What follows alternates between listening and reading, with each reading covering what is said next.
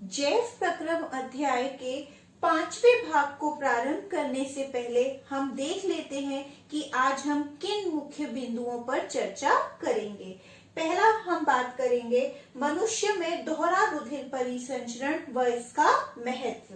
दूसरा हृदय स्पंदन, रुधिर दाब, लसिका तंत्र और अंत में हम जानेंगे रुधिर व लसिका में अंतर। तो आइए इस भाग को प्रारंभ करते हैं।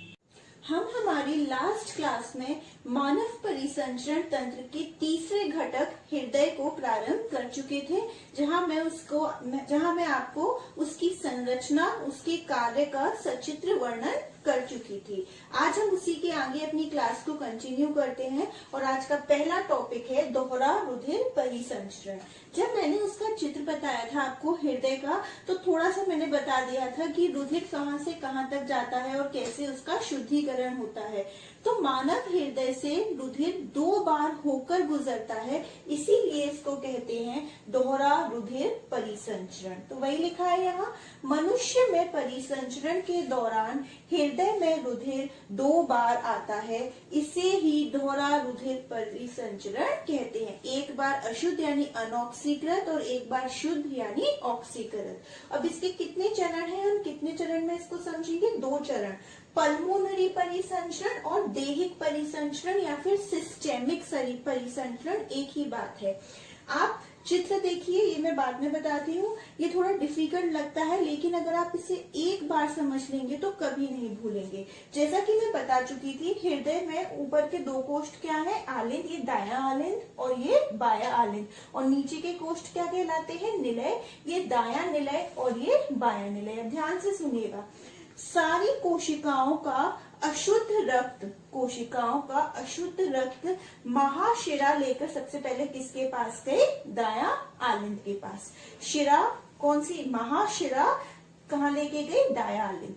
अब हमारा अशुद्ध रक्त यानी अनऑक्सीकृत जो हमारा रुधिर है वो दायां आलिंद से कहाँ आ जाएगा? दायां निलय, इसके संकुचन से। और बीच में यहाँ पे क्या होता है? हमारा त्रिविलीय कपाट होता है। अब दायां निलय से पल्मोनरी धमनी द्वारा सारा रुधिर शुद्धिकरण के लिए कहा जाएगा? हमारे फेफड़े के पास। इसीलिए कहा था कि धमनी ऑक्सीकृत रुधिर लेके चलती है, केवल पल्मोनरी धमनी को छोड़कर। ये नीला जो मैंने दिखाया आपको बता रहा है अनऑक्सीकृत, यानी दाएं भाग, पूरा दायां भाग कैसे रुधिर से डील कर रहा है? आपका अनऑक्सीकृत रुधिर से। अब हमारे फेफड़ों ने रुधिर का क्या कर दिया? शुद्धिकरण कर दिया। अब पल्मोनरी शिरा फेफड़े से शुद्ध रक्त को कहाँ ले आएगी? बायां आलिंद, इसलिए अब शुद्ध हो गया, तो ये मैंने रेड से दिखाया है। और बाएं आलिंद से द्विबलीय कपाट से होते हुए हमारा शुद्ध रक्त कहाँ जाएगा? बायां निलय। अब बायां निलय हमारा शुद्ध रक्त सारे शरीर की कोशिकाओं को भेज देगा, किसकी सहायता से? महाधमनी, जिसका नाम है अयोर्टा। ध्यान से समझ आ गया? शिरा, महाशिरा लेके गई सबसे पहले यहाँ, फिर यहाँ से यहाँ आया, फिर पल्मोनरी धमनी लेके गई फेफड़ों के पास शुद्धिकरण के लिए, फिर पल्मोनरी शिरा शुद्ध रक्त लेके बाएं आलिंद में आया, बाएं आलिंद से कहाँ गया? बाएं निलय, और बाएं निलय ने पूरे शरीर में शुद्ध रक्त भेज दिया। इसके 2 चरण होते हैं, पल्मोनरी परिसंचरण और देहिक परिसंचरण। पल्मोनरी, पल्मो वर्ड हमारा होता है फेफड़े, लंग्स के लिए। तो जहां जहां फेफड़े आ रहा है वो हमारा कौन सा परिसंचरण का चरण हो गया? पल्मोनरी। तो फेफड़ों का प्रयोग कहाँ कहाँ हुआ? एक तो दायां निलय से जब हमारा रक्त शुद्धिकरण के लिए यहाँ गया, और जब शुद्ध करके रक्त हमारा फेफड़े ने यहाँ भेज दिया, तो ये वाला हिस्सा हमारा किसके अंडर आएगा? पल्मोनरी परिसंचरण। तो वही लिखा है, इस चरण में दाएं निलय के संकुचन पर अनऑक्सीकृत रुधिर पल्मोनरी धमनी द्वारा या पल्मोनरी धमनी की सहायता से शुद्धिकरण के लिए पहुंच जाता है, और फिर शुद्ध रुधिर पल्मोनरी शिरा द्वारा बाएं आलिंद में आ जाता है। कोई कंफ्यूजन की जरूरत नहीं है, बिल्कुल पल्मोनरी जहां फेफड़े आ रहे हैं वहीं पे ये वाला परिसंचरण है। देहिक बचा हुआ कौन सा? ये वाला और ये। तो इसमें क्या कि सारा अशुद्ध रक्त कहाँ चला गया? दायां आलिंद, और सारा शुद्ध रक्त बायां निलय से कहाँ चला गया? महाधमनी से होता हुआ शरीर में। इस चरण में बाएं निलय के संकुचन से शुद्ध रुधिर महाधमनी द्वारा शरीर के विभिन्न भागों में पहुंचता है और शरीर का सारा अशुद्ध रुधिर एकत्र होकर महाशिरा द्वारा दाएं आलिंद में पहुंचता है। तो बिल्कुल क्लियर हो गया है। यहाँ से दो चरण है, पल्मोनरी और देह, कोई कंफ्यूजन नहीं है। दाया हमारा अनऑक्सीकृत रुधिर से डील करता है और जो बाया है वो हमारा ऑक्सीकृत रुधिर से। अब क्वेश्चन आता है, आपकी बुक का है कि इसका महत्व क्या है दोहरे रक्त परिसंचरण में। आप इसमें देख रहे हैं कहीं भी ऑक्सीकृत और अनऑक्सीकृत रुधिर का कहीं भी मिश्रण नहीं है, अलग अलग सेपरेट उसका पार्ट है और वो अलग अलग उससे डील कर रहा है। इसीलिए इससे जो हमें ऑक्सीजन मिलती है, जो हमारी ऊर्जा की पूर्ति होती है, वो काफी दक्षता पूर्ण होती है। और अगर ऐसा मिश्रण हो जाता तो हमें उतनी ऊर्जा नहीं मिलती।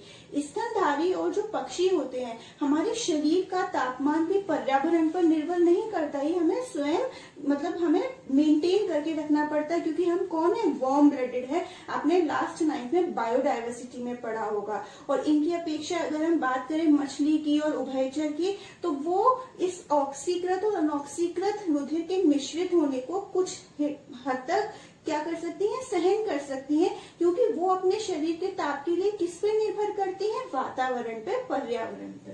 तो पहले इसका महत्व पढ़ लेते हैं। इस परिसंचरण में कभी भी अशुद्ध यानी अनऑक्सीकृत व शुद्ध ऑक्सीकृत रुधिर आपस में मिश्रित नहीं होता, जिससे परिसंचरण प्रभावशाली रहता है। इस तरह का बंटवारा शरीर को उच्च दक्षता पूर्ण ऑक्सीजन की पूर्ति करता है। मनुष्य को अपने शरीर के ताप को नियंत्रित रखने के लिए अधिक ऊर्जा मतलब ऑक्सीजन की आवश्यकता होती है, जिसकी पूर्ति दोहरे रुधिर परिसंचरण से होती रहती है। और ये किसमें पाया जाता है, स्तनधारी और पक्षियों में। वही इंपॉर्टेंट नोट लिखा हुआ है, स्तनधारी तथा पक्षियों में ऑक्सीकृत तथा अनऑक्सीकृत रुधिर अलग अलग करना आवश्यक है, क्योंकि इनके शरीर का ताप सदैव एक सा बनाए रखने के लिए अधिक ऊर्जा मतलब ऑक्सीजन की आवश्यकता होती है, जो दोहरे रक्त परिसंचरण से पूरी होती है। यहाँ आपका एनसीईआरटी का एक क्वेश्चन कवर हो गया।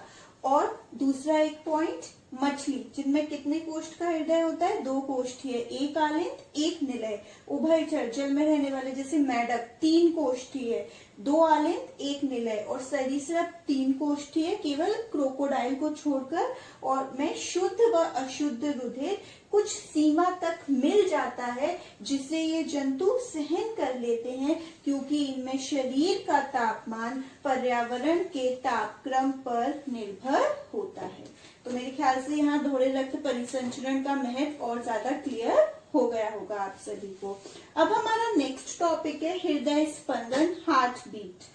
रुधिर को पंप करने के लिए हृदय हर पल सिकुड़ता जैसे प्रकुंचन तथा शिथिल अनुशिथिलन होता रहता है। रुधिर को पंप करने के लिए, क्योंकि हृदय का यही काम है ना कि रुधिर को पंप करता है, तो उसको जब वो पंप करता है तो हमारे हृदय में 2 गतियां होती हैं, एक होता है प्रकुंचन और एक होता है अनुशिथिलन। प्रकुंचन यानी सिकुड़ना और अनुशिथिलन यानी एक तरीके से फूलना, फैल जाना। क्रमिक संकुचनों से एक हृदय स्पंदन बनता है।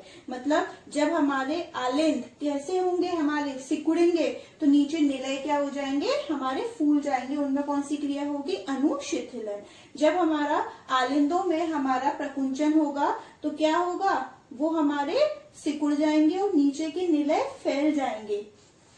और स्वस्थ मनुष्य में 1 मिनट में हृदय स्पंदन की दर क्या होती है, 72 से 75 टाइम्स। यानी कि एक हार्ट बीट में कितना टाइम लग रहा है, 0.8 सेकेंड्स, लगभग 0.8 सेकेंड्स। और 1 मिनट में लगभग कितनी बार धड़क रहा है दिल स्वस्थ मनुष्य का, 72 से 75 टाइम्स। नेक्स्ट टॉपिक है हमारा इसी का एक छोटा सा, रुधिर दाब। हृदय झटके से धमनियों में रुधिर को एकदम से फेंकता है, जिस कारण धमनियों पर एक दबाव सा पड़ता है। वही दबाव हमारा क्या कहलाता है? रुधिर दाब। अक्सर जब घर में कोई हमारा रुधिर दाब, प्रेशर, ब्लड प्रेशर जब मेजर करवाने जाता है तो 120/80 निकलता है। अब वो 120/80 है क्या, वो हम यहाँ समझते हैं। 120 और 80 दोनों में अंतर क्या है? हृदय झटके के साथ रुधिर को धमनियों में फेंकता है। जिस दबाव के साथ रुधिर धमनियों में बहता है उसे रुधिर दाब कहते हैं। रुधिर दाब क्या क्या है? एक तरीके से फॉर्मूला, प्रकुंचन दाब और नीचे क्या आएगा? अनुशिथिलन दाब। ये हृदय की कौन सी अवस्था को दर्शा रहा है? प्रकुंचन दाब। इस समय हमारा जो रुधिर है वो काफी तेज गति से बह रहा है, मतलब उसमें ज्यादा दबाव डाल रहा है, और इसकी वैल्यू कितनी होती है? 120 mmHg यानी पारा। और अनुशिथिलन, इसकी वैल्यू क्या है? 80 mmHg। और ये हृदय की कौन सी अवस्था को दर्शा रहा है? आपके अनुशिथिलन। ये अपर लिमिट है और ये इसकी लोअर लिमिट है। और रुधिर दाब को जिस यंत्र से मापा जाता है, डॉक्टर्स के पास जो वो यंत्र होता है उसे कहते हैं स्फिग्मोमैनोमीटर। ये कई बार बहुविकल्पीय में आपके आ चुका है। तो ये छोटे छोटे 2 टॉपिक भी यहाँ पर क्लियर हो गए होंगे। अब मैं आपको हृदय का चित्र बनाने सिखाने जा रही हूँ, क्योंकि ये बहुत डिफिकल्ट लगता है आपको और कई बार पर ये एग्जाम में पूछ लिया जाता है। जिसको दोहरा रक्त परिसंचरण समझ आ गया होगा वो इस चित्र को काफी आसानी से बना पाएगा। चलिए देखते हैं। ये आपके सामने ब्लैंक व्हाइट बोर्ड है। चलिए बनाते हैं। सबसे पहले हम क्या बनाएंगे? निलय बनाएंगे। हमने क्या बना लिया? सबसे पहले एक तरीके से निलय, कुछ इस तरीके से। अब हम इसके ऊपर क्या बनाएंगे? हमारे आलेन। वो हमने कुछ इस तरीके से बना लिया। ये हमारा क्या हो गया? दाया आलिंद। ये हमारा क्या हो गया? मैं शॉर्ट में लिख दे रही हूँ, आपको पूरा पूरा नाम लिखना होगा। बाया आलिंद। ये हमारा क्या हो जाएगा? दाया निलय। और ये हमारा क्या हो जाएगा? बाया निलय। अब आपको पता है ये क्या होगी हमारी? जो सारा अशुद्ध रक्त इसके अंदर लेके आ रही है, इसको थोड़ा डिवीजन दे देते हैं, तो ये हमारा क्या होगी? ये हमारी महाशिरा, क्योंकि हम जानते हैं महाशिरा ही सारा शुद्ध रक्त लेके किस में गई? दाया आलिंद। और यहाँ पे एक तरीके से क्या होता है हमारा? त्रिबलीय कपाट। और ये थोड़ी सी हम हार्ट की, हृदय की मसल सिखा देते हैं। और यहाँ पे हमारा क्या होता है? द्विबलीय कपाट। अब इसको थोड़ा मतलब इस तरीके से। अब हमारा रक्त कहाँ आ चुका है? दाएं आलिंद से दाएं निलय आएगा और यहाँ से कहाँ जाएगा? ऊपर फेफड़ों में जाएगा। कौन लेके जाता है? पल्मोनरी धमनी। तो यहाँ से हमने इस तरीके से पल्मोनरी धमनी को दिखा दिया। ये इसलिए दिखाया क्योंकि 2 फेफड़े हैं, तो 2 इस तरीके से ये पार्टीशन। अब वहां पर आ जाएगा बाएं आलिंद में कौन लेकर आता है? पल्मोनरी शिरा। तो ये भी 2, तो ये आपकी क्या हो गई? एक तरीके से पल्मोनरी शिरा, मैंने शॉर्ट में लिखा है। अब यहां से रुधिर कहाँ आ गया? आपके बाएं निलय में, और बाएं निलय से कहाँ चला जाएगा? महाधमनी द्वारा पूरे शरीर में आपके ये दे दिया जाएगा। तो ये आपकी क्या हो गई? महाधमनी। तो इसको अब आप थोड़ा, मतलब मैंने तो एकदम रफ सा बनाया है, थोड़ा आप जब पेंसिल को साध कर बनाएंगे तो काफी अच्छे से ड्रॉ हो जाएगा। और कलर पार्टीशन दे देंगे, क्योंकि ये आपका सारा अनऑक्सीकृत से डील करता है और ये वाला बाया वाला भाग सारा ऑक्सीजन युक्त ऑक्सीकृत रुधिर से डील करता है। इसको आप अपने ब्लू पेन से दिखा सकते हैं और इसको आप रेड का यूज करके या कुछ भी यूज ना करके बस दिखा सकते हैं कि लिख दें इस तरफ ऑक्सीजन युक्त नहीं है, अनऑक्सीकृत है, और इस तरफ ऑक्सीकृत। तो इस तरीके से अगर आप बनाएंगे तो आपको पूरे मार्क्स मिलेंगे। इसमें कुछ नहीं है, बस एक बार प्रैक्टिस चाहिए और पता होना चाहिए कौन सी धमनी कहाँ जा रही है, कौन सी शिरा क्या लेके जा रही है। मानव परिसंचरण तंत्र का हमारा चौथा घटक कौन सा था? लसिका या लसिका तंत्र। तो आइए इसी के बारे में पढ़ते हैं हम। मनुष्य में रुधिर परिसंचरण तंत्र के अतिरिक्त एक अन्य तरल परिसंचरण भी पाया जाता है जिसे लसिका परिसंचरण तंत्र कहते हैं। परिसंचरण यानी ये परिवहन कर रहा है वही जो शरीर के लिए जरूरी भोज्य पदार्थ हैं, ऑक्सीजन गैस है उनका, और जो शरीर से निकालने योग्य पदार्थ हैं उनका। तो रुधिर के साथ साथ हमारे शरीर में ये कार्य और कौन कर रहा है? लसिका। जिस तरीके से हमारा एक तरीके से परिसंचरण तंत्र में हमने रुधिर पढ़ा था, हमने हृदय पढ़ा था, उसी तरीके से इस लसिका तंत्र के भी निम्न घटक हैं, ये इन अंगों से मिलकर बना है। सबसे पहले लसिका केशिकाएं, वहां पर क्या थी? रुधिर केशिकाएं। फिर क्या? लसिका वाहिनियां, वहां क्या थी? रुधिर वाहिनियां।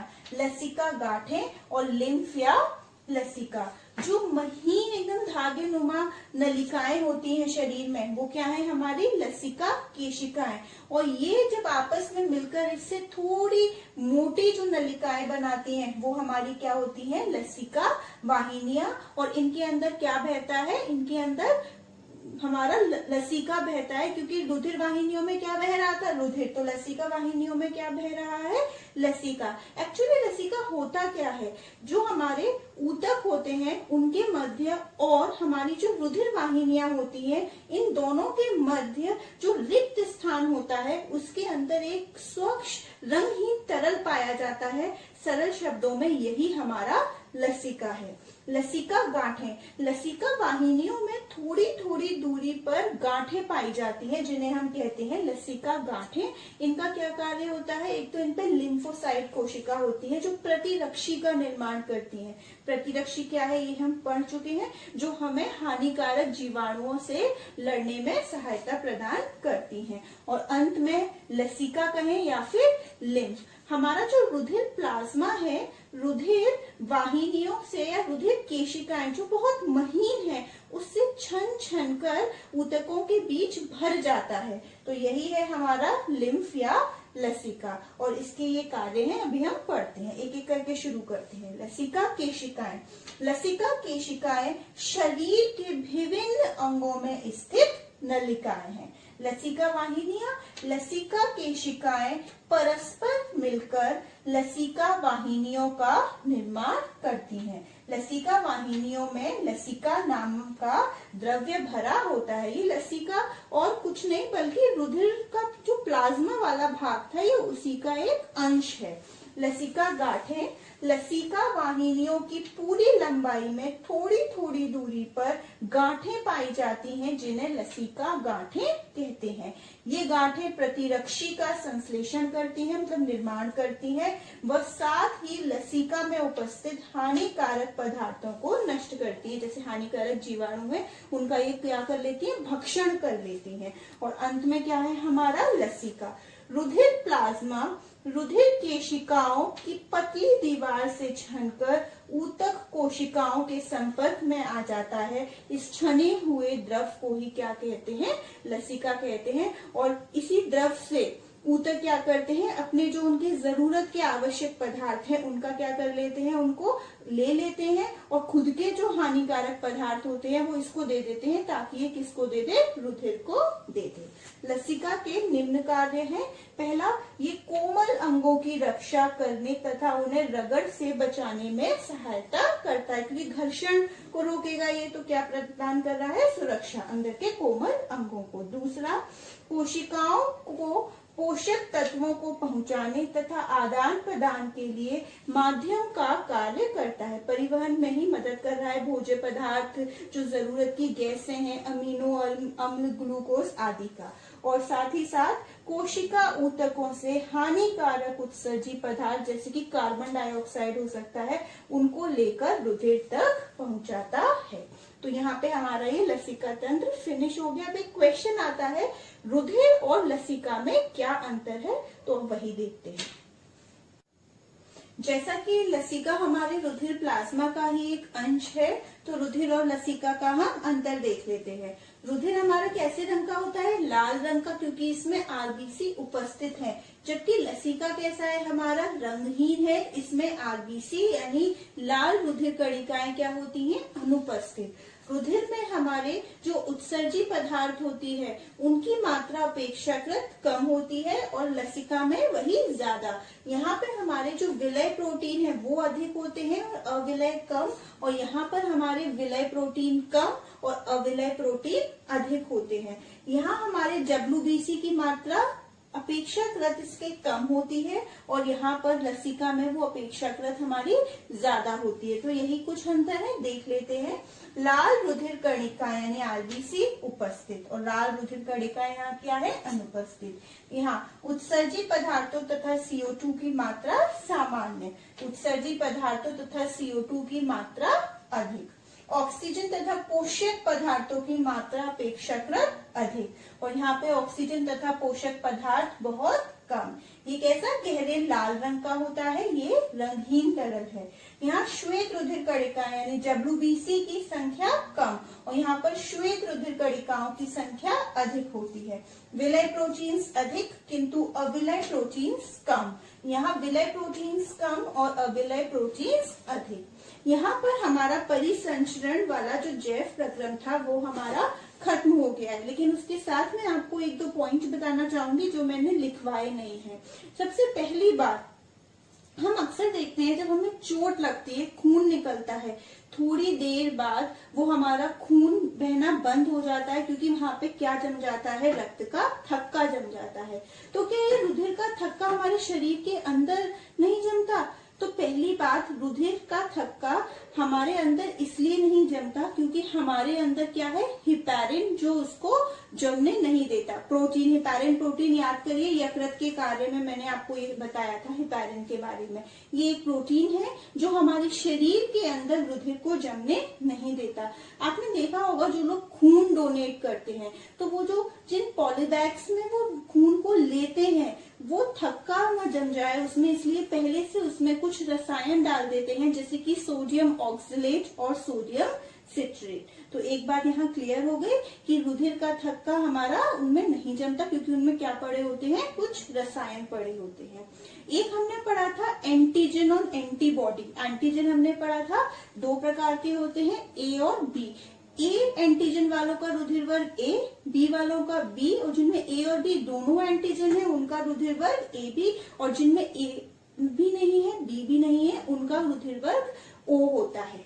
इसके अलावा लैंगस्टीन ने हमारा एक और एंटीजन को फाइंड किया था, उसको हम कहते हैं RH एंटीजन या RH फैक्टर। ऐसा कहा जाता है कि ये लगभग 85% लोगों में होता है, इसीलिए उनको कहा जाता है RH पॉजिटिव, और जिनमें ये फैक्टर, ये एंटीजन नहीं होता उन्हें हम कहते हैं RH नेगेटिव। इसे उन्होंने रेहेसस मंकी पर हमारे खोजा था, डिस्कवर किया था। अंत में अध्याय के इस भाग से हम कुछ गृह कार्य ले लेते हैं। पहला प्रश्न, हृदय स्पंदन किसे कहते हैं? दूसरा, स्तनधारी तथा पक्षियों में ऑक्सीकृत तथा अनऑक्सीकृत रुधिर को अलग करना क्यों आवश्यक है? तीसरा, रुधिर व लसिका में अंतर स्पष्ट कीजिए। और आखिरी प्रश्न, मनुष्य में दोहरा रुधिर परिसंचरण की व्याख्या कीजिए।